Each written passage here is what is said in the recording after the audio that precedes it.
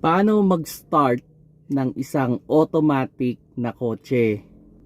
Hello mga paps, I'm Kuya Shane at kung hindi ka pa subscriber ng aking YouTube channel, press mo naman yung subscribe button para dumami naman yung subscriber ko.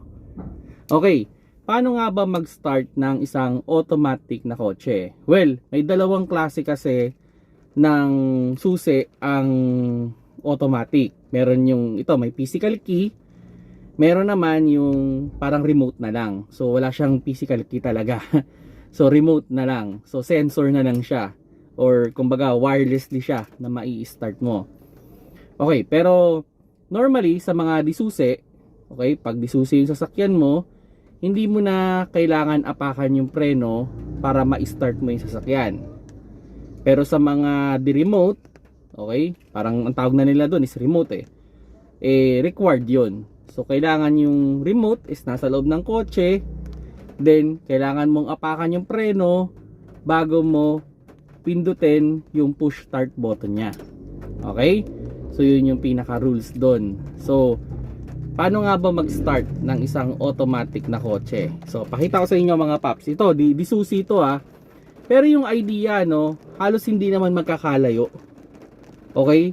Huwag kayong mag-alala, hindi naman magkakalayo sa pagpapastart.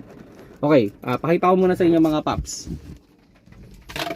So, bago ninyo i-start ang isang automatic na kotse, siguraduhin ninyo na nasa park ang inyong automatic.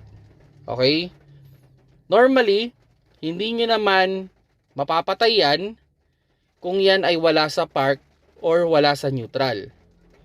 Pero hindi nyo mai-start ang sasakyan, okay, pag yung automatic, hindi nyo mai-start yan kung yan ay nasa reverse or nasa drive. Okay? Pwede nyo mapatay sa neutral, pero kung di susi yan, hindi nyo mabubunot yung susi. Yun yung normal na safety features. Yung iba naman, pag hindi naman di susi, pagbaba mo ng sasakyan, mag-a-alarm yun. Kasi nga, nasa neutral mo siyang iniwanan. Pero sa mga di susi, hindi mo matatanggal yung susi. Now, sa pagpapastart, kailangan yan ay nasa neutral or nasa park. Pero syempre, pinaka-recommended, dapat yan ay nasa park. Okay? So, hindi recommended na try ka mag-start sa drive o reverse. Although, hindi mo mai-start. Sa neutral, kung accidentally mong na-off na nasa neutral, pwede mong i-start yan kahit nasa neutral. Okay? Pero yun nga, the consequences is, hindi mo matatanggal ang susi. Okay? So, sa pagpapastart ng isang automatic na kotse, so, na-check na natin na nasa park yan. Okay? So, papasok natin ang susi. Again, hindi required apakan ng preno pag disusi ang automatic. Okay? So, isang click muna tayo. Okay? So, ulitin natin. Isang click muna. So, normally, iilaw yung head unit natin. Pero wala pang ilaw yan. Okay?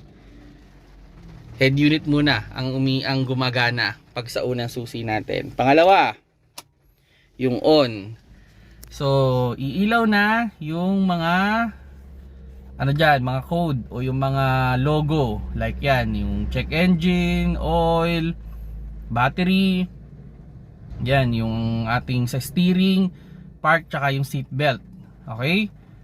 So, ang suggestion ko mga paps, sa pag-i-start ng isang automatic, bago nyo i-click to start, ang suggestion ko, dapat namatay na halos yung mga ilaw dyan. Like yung sa airbag. Okay? So, start na natin. Isang click lang. Ang pag-start ng automatic, sinicure na natin na nasa park. Okay na siya doon. So, wala na yung airbag. Okay na yon. So, dito, ang pag-start niyan, yung pag-click niyan, lang yan, mga 1 to 2 seconds lang. Hindi nyo kailangan tagalan. 1 to 2 seconds lang yan. O, halimbawa, sige, lalagyan na natin na scenario. I-start natin. Malalaman pala natin na nakastart pag yung ating RPM is nasa 1 na. Okay? Doon natin malalaman na naka-start na tayo. Then, mawawala na yung mga ilaw na yan. Ang matitira na lang dyan is yung park. halos yun na lang. Ito, hindi ako naka-seatbelt ngayon Okay?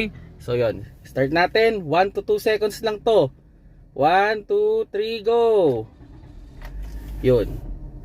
Then, nakita ninyo, yung ating RPM is nasa 1 or 1,000 RPM. Then, ang nakailaw na lang is yung handbrake natin. Then, yun, yung seatbelt. Okay? So, yan yung normal. Okay? So, halimbawa, demo natin. Mapapatay ba natin na nasa neutral? Lalagay natin sa neutral.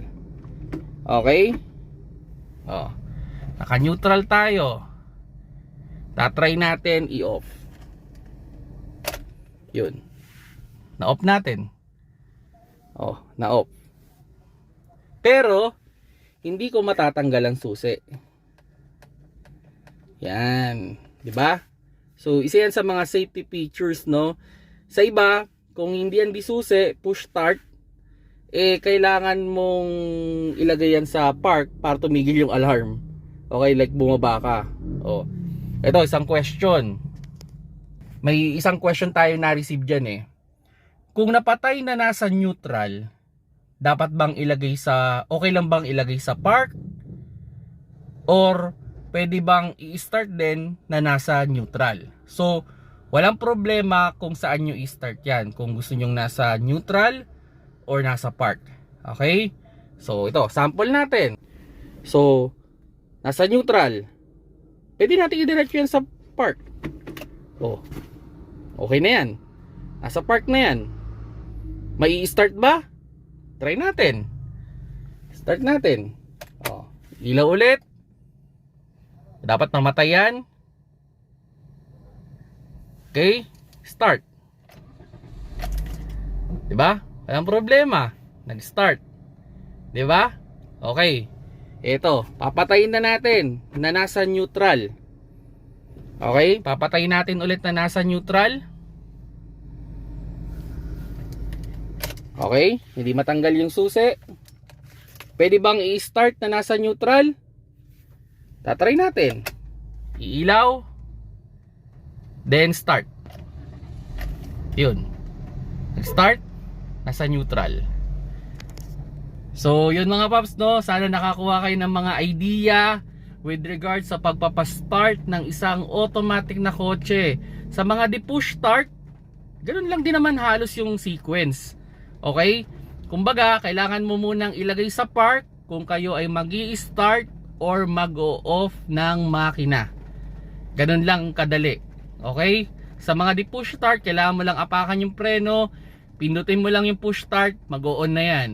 Pag kailangan nyo ng patayin, ilalagay nyo lang sa park at pipindutin nyo rin ulit yung push start at mag-o-off na yan. So ganun lang kadali, ganun lang din, parang disusi din yan. Okay?